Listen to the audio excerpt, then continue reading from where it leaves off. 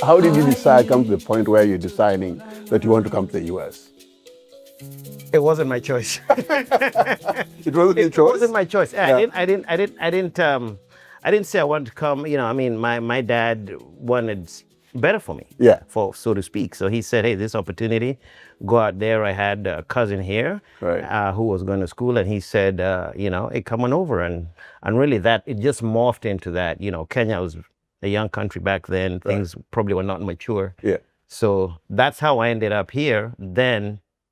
Again, like I said, I was a teenager, I was a young person, so you didn't have much say back then. So did you first land in this state? I mean, with the state where we are in, you are in? I landed in Pennsylvania. Okay. I landed in the Poconos as I came, Again, I had a different idea of what the U.S. was. I knew I was coming to ski and have fun and do all this other stuff. That's how we thought, because that's the image, that's just how we thought things were going. So reality was very different, When we come here, when we come to the US, we have a certain fixation of whether it's, for me, for example, one of the biggest thing was that it was so hot that I didn't expect that it was that hot when I first came. Well, mine is opposite. Yeah. Because when I came here, it was January of 1993. Yeah. December, That is cool. January 23rd. I still remember the date. Yeah. It was frigid. And the only thing she had that was warm was sweatpants. Oh, sweatpants. All I had was sweatpants. Yeah. And it was cold as all get out. And this is in the Poconos. Yeah. It used to snow a lot back then, not like now. And the snow got to about my waist. First off, my perception, we talked about cultural shocks. Yeah. The idea of America to me was always a very urban, hip environment, things easily accessible. Yeah. And I go to this town that had like a Kmart, a Burger King, no public transportation, and the snow reaching my waist. Culture shock. So I wanted to go back. Right. She landed in the Poconos as well. Yeah. Which was a very small town back then. It's grown a lot now. Close to New York City. It's only an hour from New York City. Yeah. So it was different. And I arrived at night. At night you don't see anything. Right. And I landed at JFK, where there are a lot of lights. Yeah. So how did you adjust to that cultural shock that you experienced when you first came? That's a great question. You know what? It took a while to adjust. What I would say, well, first off, I begged my dad if I could go back to Kenya. I'll be transparent. Really? And I came with a one-way ticket for school. And first off, the family did not have a ton of money to buy like return tickets for summer vacation. Right. So I came with a one-way ticket for school. And the plan was after 2 years, I'd go to Kenya back home to visit. So when you ask about adjustment, when I woke up to that climate and barrenness, I begged to go back to Kenya. And my dad was like, too bad. You have to finish school, figure it out, tough it out, right, and you'll get through it. But it's interesting. Yeah, it's interesting you ask about a cultural shock. Because I think, again, people have different experiences. I know when I came here, not to cut you off, but when I came here, there was no cultural shock. Growing up in Nairobi, it really wasn't that different. If anything, it was going backwards. It's still a cultural shock, though. Yeah, but it was like going to, Nakuru. Okay. In that sense. You know what I'm saying?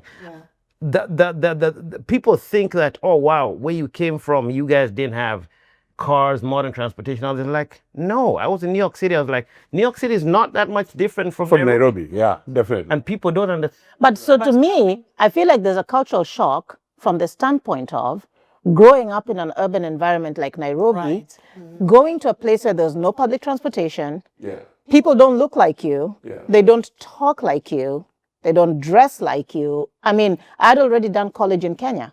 So, and back then, when you went to college in Kenya, you dressed up to go to class. Right. So when I came here, I was putting on dresses and like I'm going to like an office, you know, and my classmates are like, what's wrong with her? I didn't have jeans. I didn't have a single pair of jeans, you know, except that I would put on sweatpants. That's all I lived in. So I'd go to the chemistry lab in that. So there was a cultural shock to me from how you dress, what you eat. I still remember a good friend of mine from Kenya saying, let's go eat nachos and cheese. And I was like, what are those? You know, I didn't even know what those were. And I couldn't stand it. I mean, now I love nachos and cheese. Cultural adjustment. But I did not like it.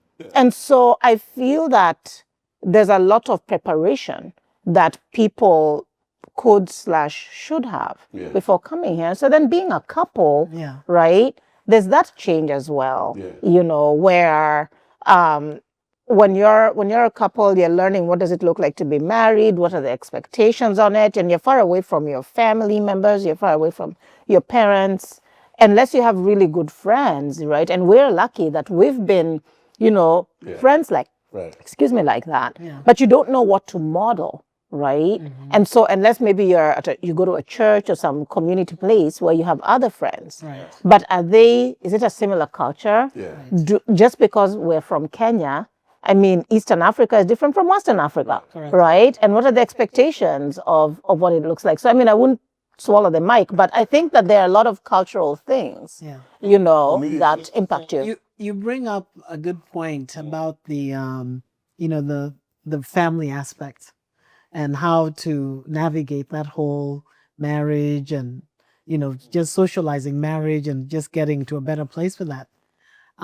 If we had been, that was one of the cultural shocks that I would have to say is if we had been in the environment where we had grown up, we've got our support systems, we've got our people there, our community, marriage would have looked a lot differently for us, and family would have looked a lot differently for us because you've got all these family people that counsel you, that, you know, that model things for you.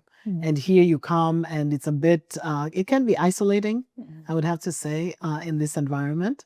And so you come to find that you miss those things about home. It's a huge cultural shock to realize you're going to have to navigate life mostly on your own. And it's something we're not accustomed to. My big cultural shock was you know, a friend, you know, insisting that we have to go for dinner. So, hey, come for dinner. And so finally I said, yeah, I'll come for dinner. And it is summer, you know, I came in the middle of summer, you know. And, you know, in the middle of summer, by 8 o'clock, the sun is still up. Right. And they had a pool at the backyard. And so they barbecued and whatnot. And we are eating, you know, burgers and, you know, hot dogs. Right. So for me, you know, I'm kind of going slow on it. Because at home, when you go to Wimpy and whatnot, burgers are, by the way, it's a dinner. So after that, we go back into the house and we're sitting back there and I'm watching, when is dinner coming?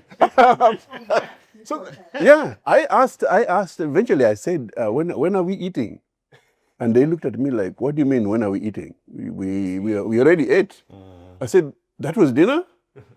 So then they offered to give me some more to go with because I was still like, okay, I didn't quite. You thought that was an appetizer? Yeah, I thought it was an appetizer. No, but I was expecting ugali. It's interesting you say that, right? Because I know that one time, you know, this just probably early when Charles and I just got married, we got invited to go over to someone's house it was some kind of celebration. I forget what the details were. So we were like, okay, great. You know, celebration a la Africa Kenya, let me speak, is like full tables of food. Right. So we get there and nyama choma and all this stuff, right? And so we get there and like, of course, there's cheese and crackers, there's wine, there's some beer. And then we're waiting. So we're having that Patrick moment. So, you know, we eat the crackers and cheese and we're like, where's the food? And it gets to 11:30 and there's nothing. Raising kids in this country is it presents a unique set of challenges. It is different from the way that we grew up, the way that we were accustomed to watching, you know, other parents, younger parents, even our own parents, you know, raise us. And so you find just from the whole in Kenya, parents do not walk around with their kids. That's the first thing. Yeah, your kids are like a handbag. Your kids are your sidekick. They're constant You can't- appendage. constant appendage. You can't part with them, and mostly because the way that life is in Kenya. Again, we talk about that communal life. People, we have house help, we have relatives living, we have families around. There's a lot of people to help with raising kids, and so when we end up, you have your kids, you go to the hospital, you have your kids, and you're lucky. You're lucky if you have family to even support you through that initial stage. Right. And from the minute that child is born, they're your appendage until they're 18. So, So that's in the U.S. you say. in the Yes. US. In the U.S. that's the what US. it's like. Right. Yeah, Right. I recall maybe a handful of times when our parents would have taken us. First of all, at home people have many kids. Here, because of just those constraints, we don't have a lot of kids. Yeah. Majority of people are not able to have a lot of You kids. remember they're running around where, as they grow, then you have to take them to this place and that place, and you're always constantly with them. So it's interesting you say that, right? Because I remember a time when these, young gentlemen that are sitting here Yes. were really little. Yes. And we had to try and juggle going to work and getting the kids to school Yeah. very early in the morning. And we we lived near each other, but not that close to one another. Yeah. And it became a whole scheduling affair of what time are you picking the baby up? 6:42? Yeah. Because 6:42, you better pick the baby up. 6:45 Because you're late. 6:45, you're late. Yeah. And you can't check into work late. No. So as a parent, I find that being here, you have to be so much more intentional and mindful Yeah. about everything that you do. Yes. Because you don't always have a fallback. You don't always have like family members. I remember one time, Christian we had just moved into this area, and Christian was at daycare. Charles was at work. I was coming from work. I was on the train. The train broke down, and the daycare rules were, by 6 p.m. you've picked up your kid. It's 5:30 something, and by then the train has broken down. Even if the train was moving at its fastest speed, the earliest I was going to get to the daycare was probably 6:10. They also charge you $5 a minute. Right. So I'm sitting there going, how am I going to navigate this? Yeah. Charles can't get there fast enough. So not having that village around you, Yes. I am going to be transparent on camera and say I started crying because I was like, I don't know what to do. I don't have anybody to call. We didn't know anybody. Yes. And so that level of isolation that you talked about can be very, very challenging. Yeah. Thankfully, the daycare agreed to stay with him. Okay, well, they had no choice, but they had to keep him for an additional 35 minutes. And I bring that forward because I think being in the diaspora and having children, part of what I've found has worked is intentionally finding people inside the community, right? That also know how to navigate this system. And we have a friend who's near and dear, and Christian is still friends with their child. They became friends at that daycare. Christian was not even a 2-year-old. Their son they're almost the same age. And to this day, but it's because of having a network. But let me interject. Is that a function of being outside your country, or is that just proximity? Because I think of in Kenya, all right?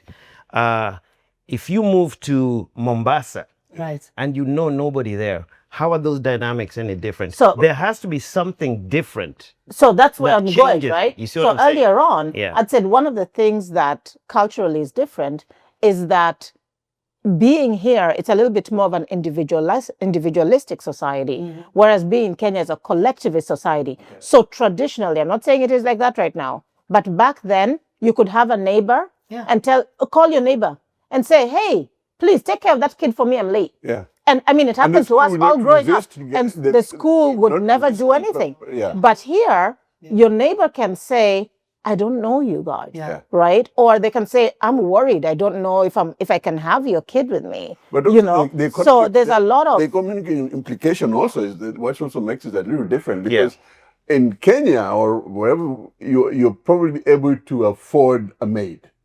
So the maid would be there, or the maid would be the one going to pick up the child. Or family. All family. But I want to extend this conversation to broaden it. And Christian, I want his perspective because in our development where we live, right, there has been a sense of community come along, okay? So that when you were growing up, you did not have a fear because you knew who was there. In case mom and dad didn't show up, who would you go to? I could go to anybody's house. Any of the houses here, okay? So I think what we have to understand is the community thing is not necessarily unique to Kenya. Kenya collectively as a country has built it, so it's natural for us. But you do have pockets of places, okay, where you can have that sense of community as well. So I just didn't want to discount that. I'm going to push back on that a Okay. little bit because I think, and it's great. I think it's amazing that you have that support system, but I think it wasn't a natural thing. It was a It's thing not natural. that was nurtured. Yeah. Okay? You guys together collectively, and not one person specifically, but everybody realizing, after kind of talking together and realizing there's a huge benefit in us pooling resources together, pooling our efforts together in a very intentional way to be able to support one another. Because one day it's you and the next day it's the neighbor's kid that's kind of stranded because they couldn't get off the train in time. Right. In all transparency, the name I'm talking about are immigrants too.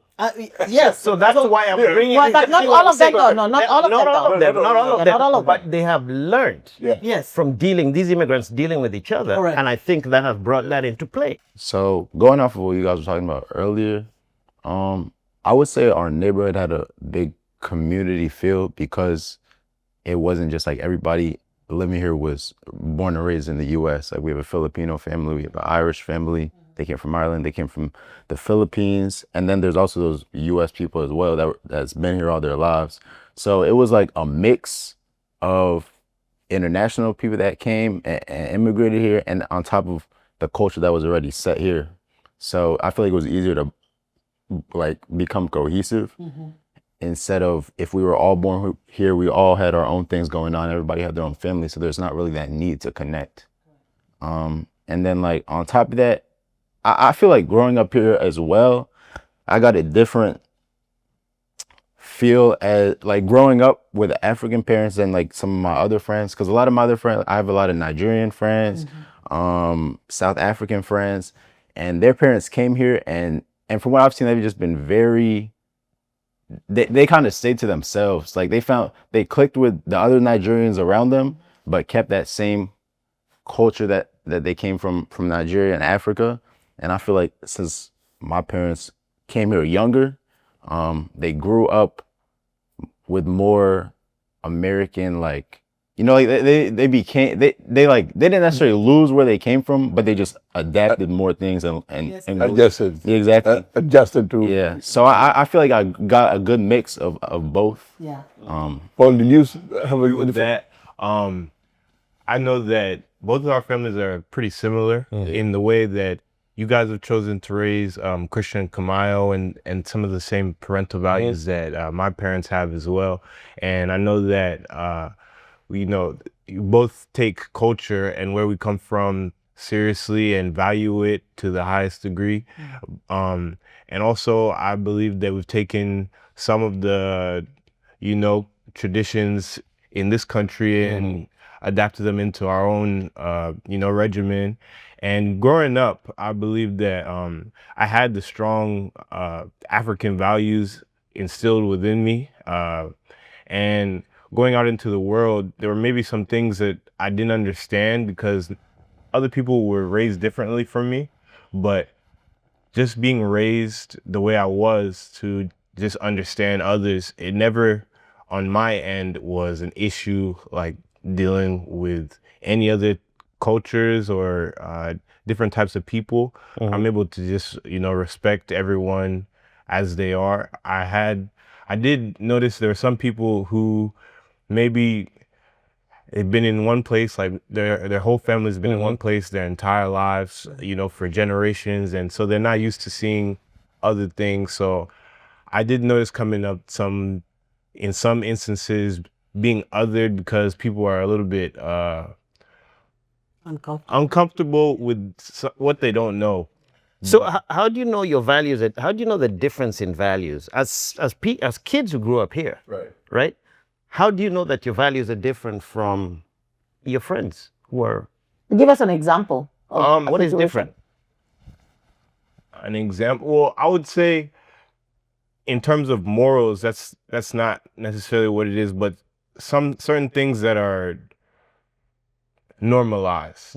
And so for an example, coming up in maybe middle school, you know, or yeah, for high school, for example, because I did not go to school with that many other black kids and let alone African. So, you know, there was one other African kid in my grade. And so, for example, something like at lunchtime, you know, everybody's eating their own food.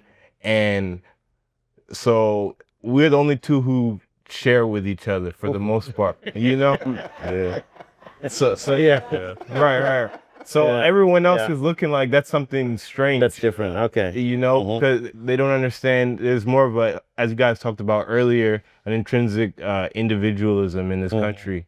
And so like something like, oh, you know, he didn't have time to bring lunch today. I'll give him some of mine. Okay. That's something that, you know, some other people would look like, what's going on here? Right, You know, right. what's wrong with them? Yeah. And I feel like on top of that, I feel like location also matters where you grew up as well, and has a big impact on like how you develop. Because I would say like here, I grew up around a lot more Black African people, so I didn't necessarily. You did? Yeah, like at Coatesville. Like all my friends at Coatesville. Right, Coatesville. Yeah. I mean, in high school, Forget it. yeah. And I mean, high school was like, obviously I went to a more, like it was a lot more white people in high school. But like, got it. when I was growing up, elementary, middle school was a lot more Black people. And like Isaiah, his family, were talking about like, it was more of that like nurturing feel. So I didn't necessarily feel different or like that I was raised differently. But where I did feel, where I definitely did see a difference was when I went to the different high school where there was a lot more white people, and the only Black friends I had were maybe on the basketball team. And that's when I kind of saw a disconnect from like how we were raised compared to how like other people were raised in that sense. So yeah. What do you notice? I honestly just like how comfortable people felt around each other, and like who they could be. Like on the basketball team, everybody was their true self. Like they were able to talk to each other, laugh with each other. But maybe when I'm talking to one of my I was comfortable maybe talking to one of my white friends, but my teammate wasn't too comfortable talking to another white person, just because that's not how they weren't raised around maybe as many white people. So I saw that difference there, just when it came to connecting with people maybe different than you. I experienced the most like struggle, I guess, in elementary school around a lot of my African American friends, because I was just like way darker than a lot of them. Like we were all Black, but I was a lot more darker. So it wasn't necessarily because I was an African. It was just like my skin complexion was what played like you know, it had I felt like I was like different in that way, and felt Different, are you not? I mean, they were not involving you in. not necessarily involved me, but like if there was jokes being like made, it was more about like my skin color, not necessarily like I'm Kenyan or I'm African. It was just like how off my appearance. You know what I mean? Yeah. So, but I mean, I feel like it was a mix of just like kids were just like growing up. Like as I grew up, those jokes happened less. But that's where I definitely saw where maybe there was a little like disconnect. So that's an interesting observation or experience, because it's colorism, right? Yeah. Colorism exists in Kenya, Yeah. in all parts of the world. Yeah. You know, your ethnic group, the people who you come from, tend to be darker, taller, skinny. That's just how it is, right? Yeah. So yeah, we went through the same thing. Colorism is something that happens. So I realized that you kind of went through that a bit, but it's not unique. Even African Americans, between African Americans too, that thing exists. Yeah, it does. Yeah, but I think, you know, what is interesting is that, so let's use that scenario that Christian brought forward, where there weren't as many darker skinned Black kids in the school that he was going to. And so that feeling of being singled out is more magnified Yes. than if you're in an environment that has a good percentage of other darker skinned people. So even if you might be picked on, Yeah. it's a whole bunch of you that are being picked on. Right. But if it's just one, then One. it feels very, very Overwhelming. obvious, Exactly. you know. And then also, if say you have teachers and so on who have not been trained on how to recognize colorism, Yeah, so right? they don't So say they don't say anything. I mean, I currently work with college students, and I have a college student who came to tell me that nobody wanted to be in the same group as him.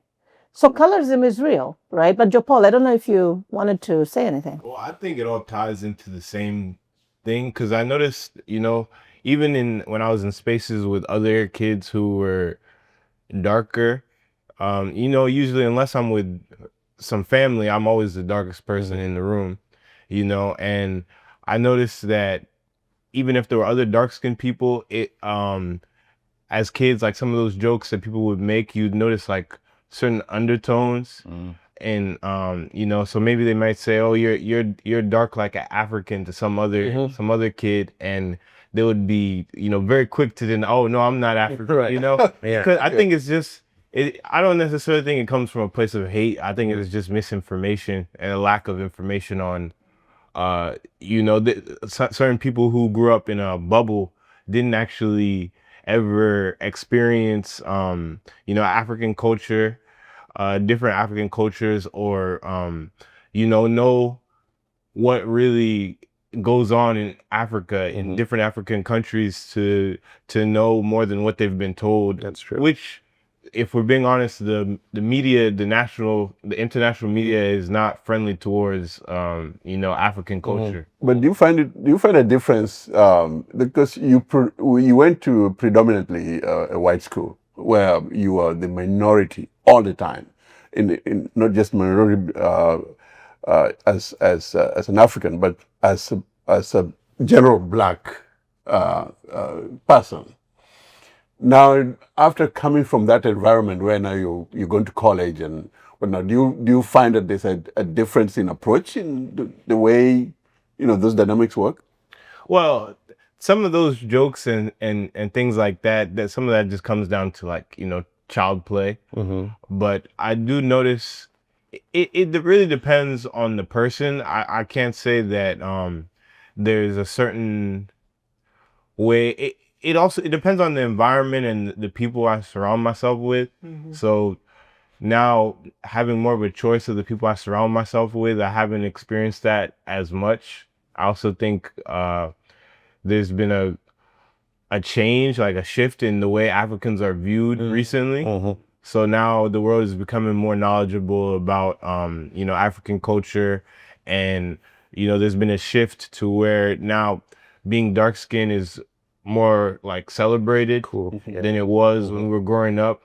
You know, I wonder if, I think it was maybe somewhere in like 2016 to 20, you know, around the time I was graduating high school, 2016, 2020, in that time there was a major shift in the way people view, you know, being an African, being a dark skinned person. Yeah. So I've noticed that. Now I'm very impressed with you youth, because again, going back things like the Afro beats and stuff like that.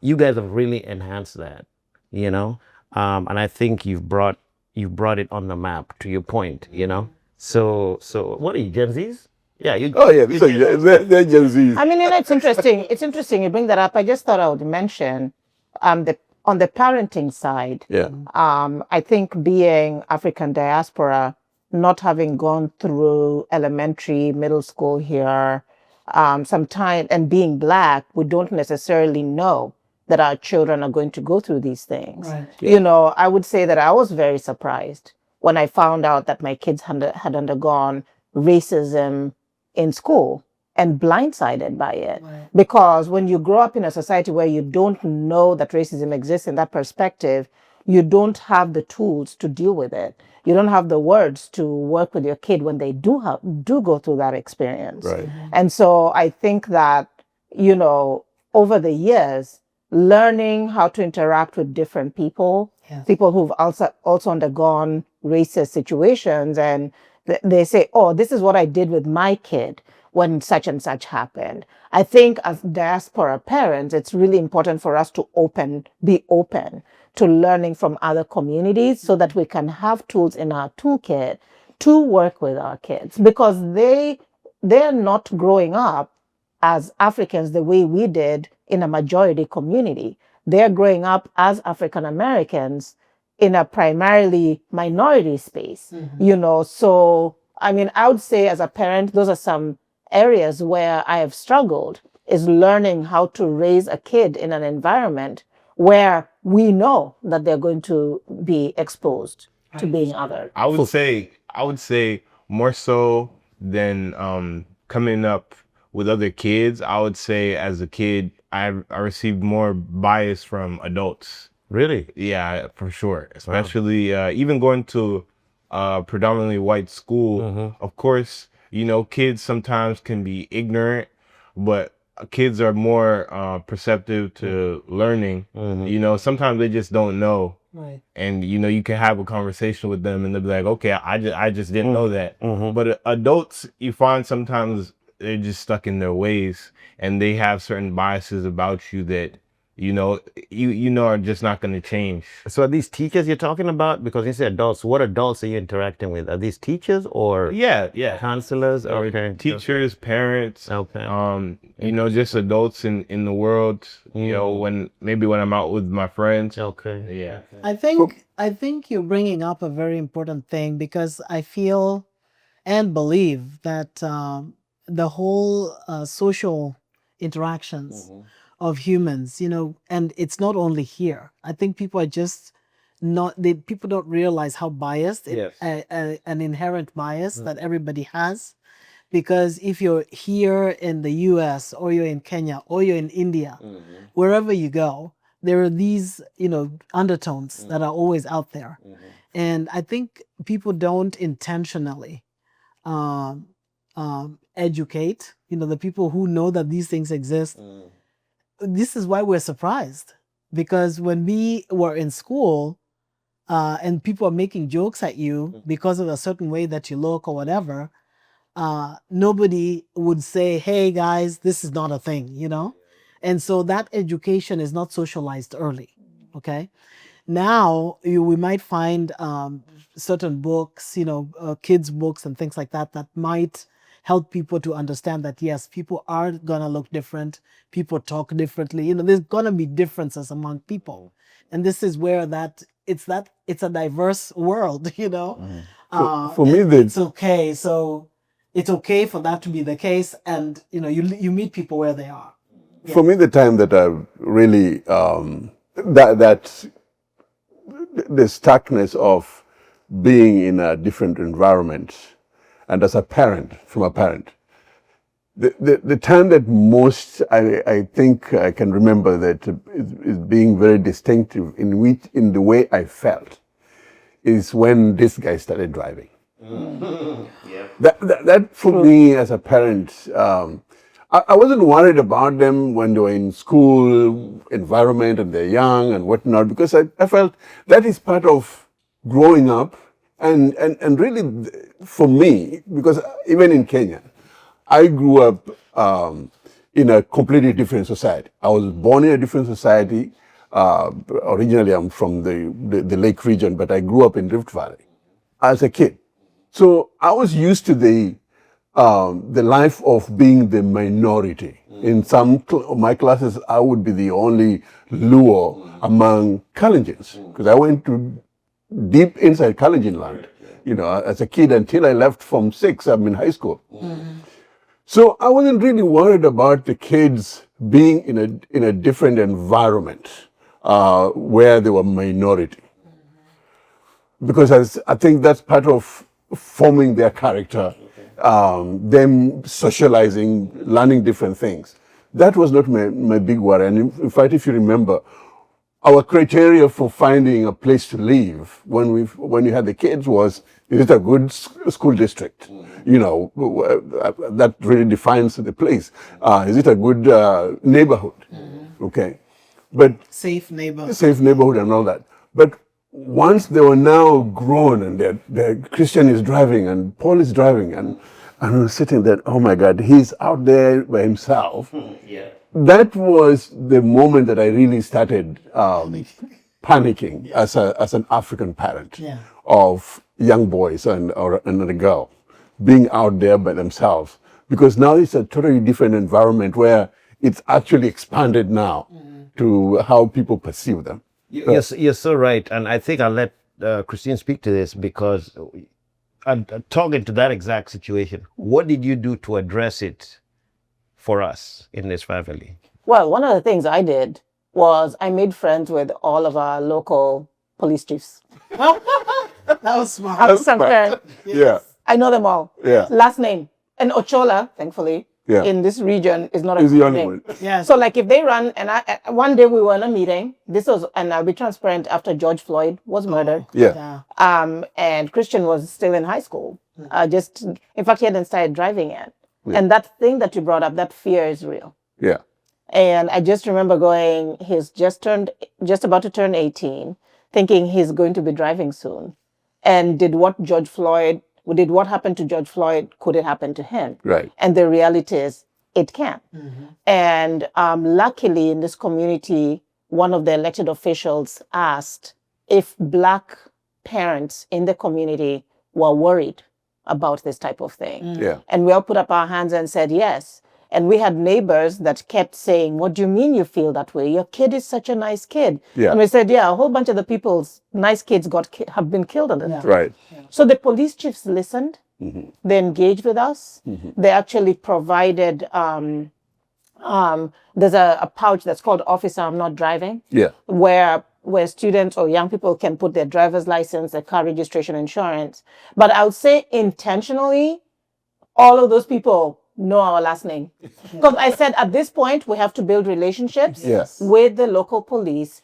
Don't make an assumption that because you happen to have been pulled over, that you happen to pull over a young Black male, that they're a criminal. And I don't know, you once became a beneficiary of those relationships. Remember the stop sign thing? Yeah. So I was driving back from, I was playing basketball with my friends, and I was driving back, like I was 10 minutes away from home. I was with my brother Kamayo and some of his friends. It was like 4 or 5 of us in the car, and I was at a stop. I did a rolling stop apparently. So I know. apparently, Explain what the rolling stop apparently is. I did. Apparently I did. Allegedly I did a rolling stop.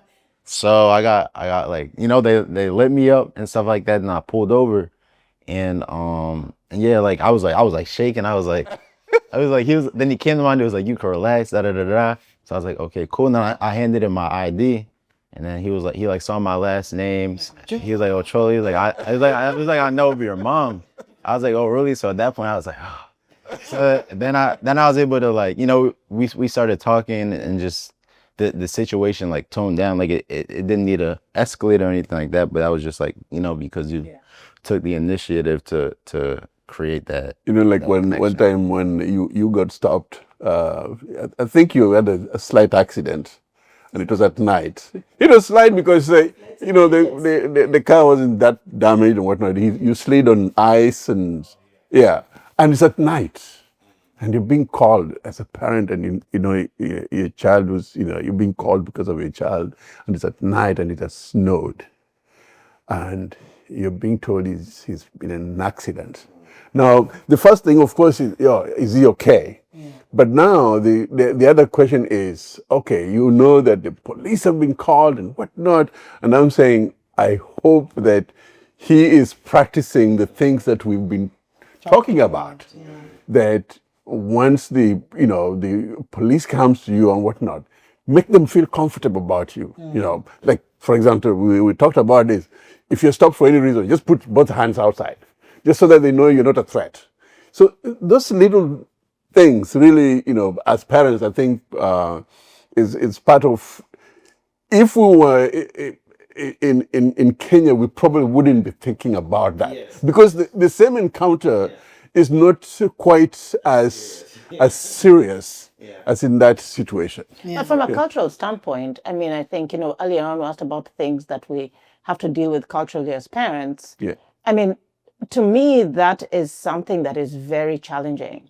That, you know, if I was sitting next to a fellow mother who happens to be white, that the type of training that she might be giving her son in case a police officer pulls him over is different from mine. Because I have to give all of those cautions that she gives, plus the additional racist one that you have to now, or race-related one that is now, that you now have to layer in. And I think that those are difficult conversations to have. And being from Africa, though, unless somebody has taught you to teach your child that, you can be blindsided.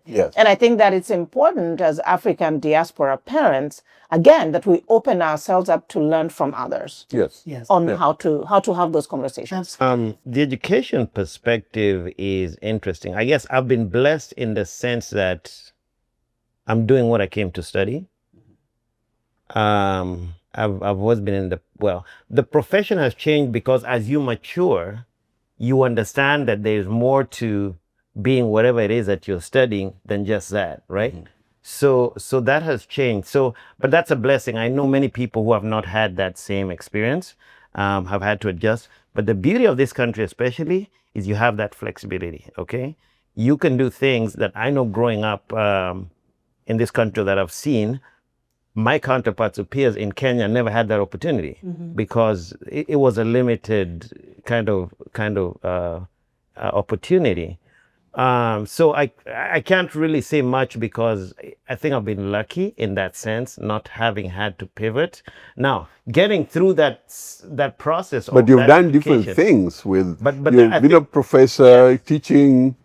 Right. Yeah. But in that same field. In the same right? field. Okay. So that's what I'm saying. As you mature, you realize that I did not have to be stuck in just doing this. With this thing that I've learned, I can go into business, I can go into education, I can go into even with philanthropy, whatever, very various things, right? But that's just a maturing process. I mean, for me, it's interesting because before coming here, I studied food science and technology in Kenya. And when I was coming here, I've been told that the school I was going to had food science and technology, which it didn't. It's very hard to find schools like that. Back then, we didn't have Google and so on. Right. So I got here and it turned out that I'd been registered for a culinary program, which is not what food science and technology was. So literally on day one, I had to figure out what I'm going to do. And so I changed to chemistry. But I hadn't come here because that was the closest major at the school to what I had studied. Okay. You know, like one subject area in food. Chemistry was just one subject area in food science. But it was the only program I could do there because I did not have the luxury to go to another state. I was an international student. I did not have the luxury and the money to go to only five schools in the country that had such a program. So I had to change my major and adjust to that, and also start to navigate how chemistry is taught in America, which is very different. The style, the language, the way questions are posed, it's a very different learning experience, you know. But I'm always thankful for the chemistry that I learned in Kenya because that's given us a very strong foundation. So it helped me get through. But I would say that career-wise, things have changed because I started off in research, then went into teaching, went into consulting. Now I'm in administration. But I would say that one of the things, what brought me here is that I'd already done college in Kenya and I had no additional path to follow because back then there weren't many options to go to school. Right. So a blessing, and just kind of leaning into what you said, is that if you do have an idea of something you want to do, I think I can't speak for other countries, but being in the US, you can go to school at almost any age. You can study a new program if you want to. Yes. And I think that that's something we cannot take lightly. You can pivot, you can reinvent yourself. And that's something that I think many people have done, have taken advantage of. I would almost say that you have remained in the same field, basically. Yeah. even though you're doing a little bit of differences because you've been in the academia realm for all this time, so similar to yourself as well. I would have to say that I have kind of stayed the course. My decision was made when I was in fourth grade. Yes. Wow. Fourth grade. It's an interesting story and true story, honestly. When we had in Kisumu, the town where I grew up, there was one particular pharmacy that was up the road, just down the same block as the business where my parents had. So anytime that one of us would be unwell, my mom would, bring up me along to the pharmacy. She would pick up medication. We go home, and whoever it was would feel better. Okay. And she would be there describing what is happening, whether it's for me or for someone else, describing what is happening. And of course, in Kenya and many third world countries, the pharmacy is the first line of defense, as opposed to going to. But if the pharmacist couldn't help you, then you went to the provider. I think it's a little bit different here. You go to the provider first and then eventually end up at the pharmacy. Yeah, so that decision was made early for me because I was like, I really like that. And it just kind of stuck with me, And so all my efforts ended up around that. And, I've remained in the same field, tried, a little bit of retail, didn't like that at all. But I've stayed with the hospitals. But you've been an at this educator, point. well, yeah. Yes, we continue to do that as well, but again within the same fields. I'm curious about like our young people in the room. Right. What is Yeah. that? Oh, sorry, Patrick. Mine, I think mine has been, I can say maybe done a 360. Because I learn best visually. That's how I learn. I think that's how my brains are wired. So my undergrad was in graphic design, designing logos, designing posters, whatnot, photography and all that. That was in undergrad in Kenya. So when I came here, I came to do a master's in communication with TV, radio, and film production. And at the time, I'd done my research in Kenya, thought, I'll come do my master's in broadcasting and go back. At the time, we only had VOA, Voice of Kenya. VOK. VOK, not VOA. Okay, yes. I'm confusing the two. I ended up working for VOA, But so I came and did a master's in communications, with that major in programming, broadcast programming. But because of my heavy accent and just not knowing how to navigate the system, that I didn't get into that field. Okay. So I went back and did an MBA, and you talked about changing a complete change in direction. I had not done math since Form 4. I don't know what is the equivalent of Form 4. It would be like 10th grade. 10th grade. And now I was finding myself doing a master's business administration and doing math at a master's level, doing statistics and whatnot. It was... As an example, I met Millie in another life before I got married. And then Say you all were clubbing with friends. no. I met her, but I met her, when and then, years passed, and then I met you again Yes. when you brought your husband Yes.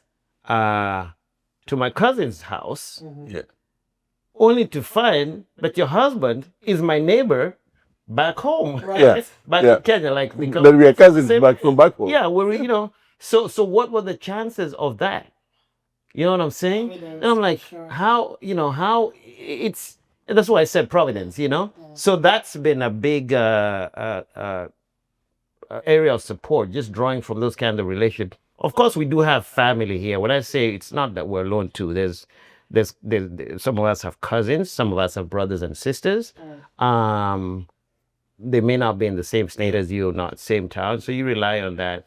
But I think we've been able to tap into And tell us that, yes, to not to cut you off, but just to piggyback on what you were saying, I don't know whether you guys know this story or not, but for me growing up, Charles's dad was my somebody to look, my role model. But I'd never met him. I just knew of, his dad is called Asa. I just knew of this Asa who was a manager of this big company in Kenya. And I just wanted to be like Asa. The other role model for me was the MP at the time, Phoebe Asio.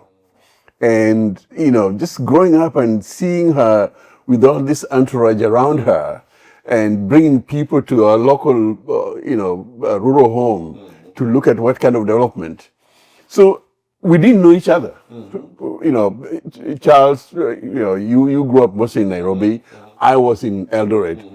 And so for us to meet here, all grown, and we're already now married, and then, this was kind of like just a divine intervention, Right. You talk about this whole, the way that it's an intentionality, honestly. You talk about having dropped the kids off for 3 weeks, and the one thing I always think, what would have happened if we didn't have community at that point? Right. Yeah. So as long ago as when Paul was 2 or 3 years old, trying to get to preschool, and Auntie Christine has to come.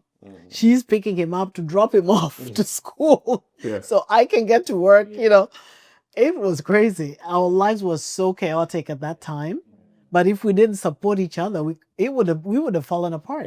It was a very stressful time. One thing that I would like for our children to carry forward is the sense of community, the importance of family, and the faith. Just having a faith and a guiding light, knowing that there's a bigger thing out there, a bigger presence, that you have to lean into faith, and just support one another, be supportive of one another, even as you have family. I think that is, for me, extremely important. And then, of course, not to take your capabilities and your blessings for granted. I would say that. Yeah. Personally, one thing that I think that I see that I like and I want you to continue is that the idea of your brother's keeper. Okay, you guys have grown very close since you were kids. You're like brothers. So that deep caring, real sincere caring of this is my brother, and so I'm going to be there for them, and that in itself forms the core of being family, being a brother's keeper. That will extend to others, your cousins and whatnot. So, and of course, just appreciating what your life amongst your family is, really. I think that's very, very important, No, I agree. I think with both what Megan and Patrick have said. Family is so important. The advice I give to you is, like you said, your brother. Your Kamayo is your blood brother, obviously, and I see the relationship that you have with your brother. You spent more time with your brother than I ever spent with my brothers. That is huge. You have other brothers here also, that's a blessing. I remember growing up, my father telling me, "You guys, you gotta be close." We used to fight like cats and dogs. I could stand my brothers a lot of the time, But now I realize we're very important to each other. We're very important to each other. So that sense, and that's what brings the community. Yeah. Because from that you develop that community. Your kids are gonna grow up. I mean, you guys are just gonna grow this thing. Yeah. It's been started. You guys are just gonna grow it. Who knows? 30, 40 years from now, this is gonna be a village. Yes, literally. Yeah. This is who forms your village. Yes. Exactly. Yes. Yeah. I mean, what I would say, and I think I would echo everything that people have shared. What I will add is I would love for you to continue to take deep pride and joy in being African, leaning into the legacies that have come your way from your great-great-grandparents all alongside, where the sum total of all of those experiences and investments, like Joe Paul mentioned earlier, knowing that there's much that was put into getting those of us who are sitting around this room to be sitting in this room. And we live in a society where sometimes, not sometimes, many times, as Black males, there's a lot of not only racism, but diminishing of the value of who a Black male is.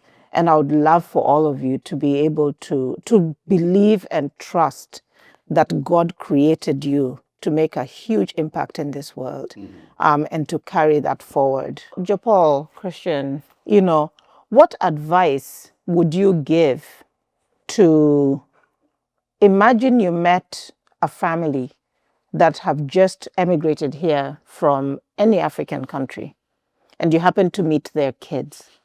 What advice would you give those kids on what it looks like to be successful in this ecosystem?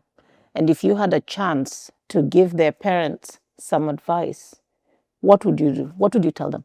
If I was to meet a family that just moved here and they asked me for advice, I would tell them to remain authentic, because I know a lot of people in new circumstances, they can lose themselves and lose what makes them who they are. But I think being anywhere, what makes you who you are is what can help you get ahead. So there's something within you that makes you different from everyone else. And you have to find a way to utilize that to make your way. And then also take, every experience as it comes, and just not put too much expectation on any one person that you meet, or circumstance that you're going into, and learn how to adapt and just be resourceful. And going off of that, I would say it's a hard question, honestly, because I feel like it's hard to give somebody advice about in the US that's never been here before. Like, there's just so many different experiences they're gonna have that if they haven't experienced yet, it's like it's gonna go through one ear and one out the other if they don't really know what I mean. So I would come from a perspective of what I've seen from my friends that have parents that maybe don't give them, treat them as fairly maybe as you guys do. I've seen a lot of my friends struggle with just feeling as if whatever their parents do is what they need to do. So I would tell, like, I won't say his name, but one of my friends from college, he's studying to be a doctor, and his mom works in a hospital, and his dad's a pastor. And since he was a kid, his parents have always pushed on him, you're gonna be a doctor, you need to go to school, you need to do this. And I feel like in a way he's like tricked himself into thinking that's what he wants to do. Maybe it is what he wants to do, but I don't think he's given himself the opportunity to explore what he truly likes.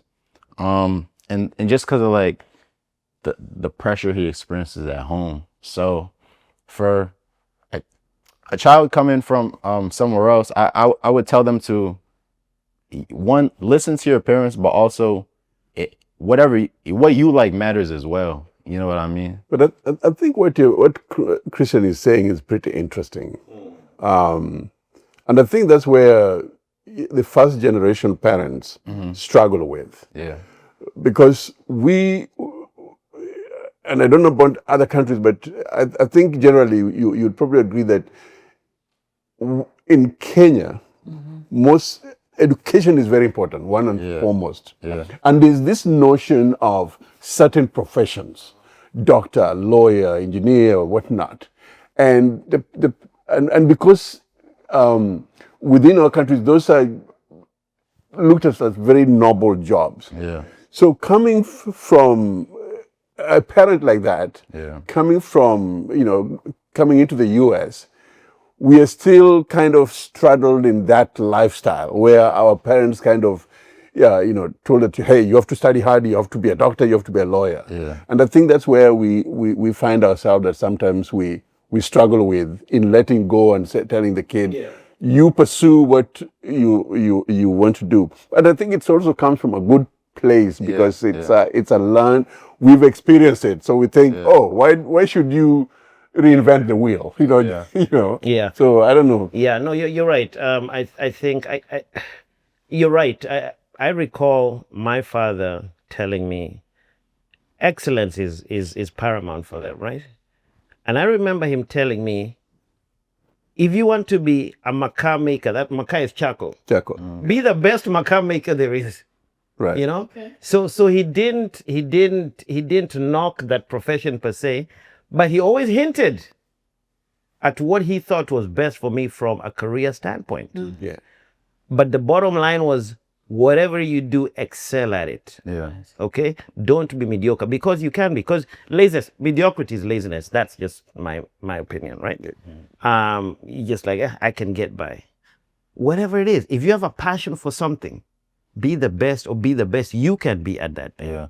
So that's the advice that I would give. But you're right.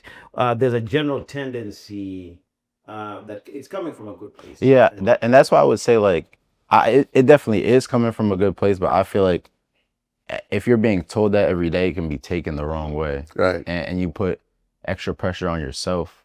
And when maybe like your parents meet it one way, but you take it a different way, just as how it's how they say it. So that's why I would say, like, advice for the parents is also, like, maybe take the time to, like, be open to, like, your child being interested in, like, different things as well, and, like, listen to them as well. But you're right. And the unique thing even about this setting that we're having here, this conversation, I did not converse with my parents like this. I hate No. to tell you. No day. This was just not happening. Yeah. We did not sit, and now I do, because I'm an older person, I can converse with them like this. But growing up, Yeah. oh no. When your dad entered in the house, you found a corner to. We you just know, didn't do it. Yeah. No, it's interesting because for me, I guess luckily, when my dad was in education and he liked talking, so we used to have these conversations. But my mom having been a medical doctor and I liked science, the assumption was I was going to be a medical doctor. Right. And I still remember being maybe a 6 or 7-year-old and being given a very big book and being told, this is the book you're going. No, it was like some medical book. Yeah. It was very traumatizing. And I was told, this is the book you're going to read when you go to medical school. And I was like, I'm not going to medical school. I'm never going to be a medical doctor. And so it was interesting because there was pressure to go to medical school. Yeah. And in fact, my dad, I remember getting a scholarship to go to medical school. And I'm like, I'm not going, and it created conflict in the home because I decided not to go to medical school. It's not necessarily because I didn't think I could do it, but I just have an aversion to bodily fluids. And I was like, how am I going to be a doctor if I can't handle blood and mucus? So important. Very important things for the profession. Yeah. And so luckily, my dad agreed to let me do this major in food science, which he did not know what it meant. He could not understand what it is. And so I would like to say, I was lucky in that I had a chance to go into a field that I wanted to go into, even though traditionally in the family, there was nobody else who had done it. So I did not have guidance in it. Right. And so I think sometimes as parents, it's not necessarily that we don't want our kids to go into new fields. It might be that we don't know if we can provide the guidance and the resources to them to flourish in that field. Yeah. So it's easier to say, go into a field that I know versus go out and forge into new territory. Right. But no, thanks for that feedback. I think it's important and why I asked that question is sometimes we can get blindsided And it's like, what can we do? Because we meet families that move here all the time. What are some things we can do to share our knowledge? People still make their decisions, but they might pick something from that dialogue. Thank you very much for being in this space with us. This is the African, and this is just a small part of the African conversation that we would like to include you in this space, so that we all learn from each other. I think whether you're from a different culture or you are familiar with the African culture, it's also still so much varied, and all of us come to this country and we have different experiences, and that is what we're trying to share with you. So through this channel, through this program, The African, we are going to be sharing our life, and we hope that we learn from each other. And for that, please subscribe to GraphClicks, and we are on different platforms, on X, on Facebook, on YouTube, on Instagram, and let's learn from each other. Thank you.